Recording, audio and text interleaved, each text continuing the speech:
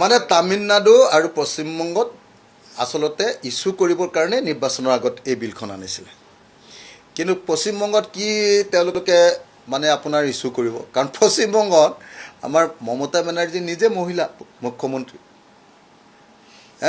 তেওঁলোকে যদি ইমান ভাল পায় মহিলা মুখ্যমন্ত্ৰী এগৰাকী দিবৰ কাৰণে কেলে নকয় তেওঁলোকৰ কেণ্ডিডেট কেলে এবাৰ মহিলা মুখ্যমন্ত্ৰী কৰি নিদিলে পশ্চিমবংগত আপোনালোকে নিজেই ভাবক যে ঠিক আছে তেওঁলোকে ক'লে যে মহিলাৰ কাৰণে 33% আমিতো সবেই সমৰ্থন কৰিছোঁ 33% হ'ব লাগে কিন্তু তাৰ লগত তোমালোকে সমষ্টি পুনৰ নিৰ্ধাৰণটো লগাই নিদিবা আমি সবেই 33% সমৰ্থন কৰিছোঁ কিন্তু 33% দিয়া দলটোক মই আহ্বান জনাইছোঁ যে লগতে এইটো বস্তু লগাই দিয়া সেইখন আইনত যে ভাৰতবৰ্ষৰ প্ৰধানমন্ত্ৰীগৰাকীও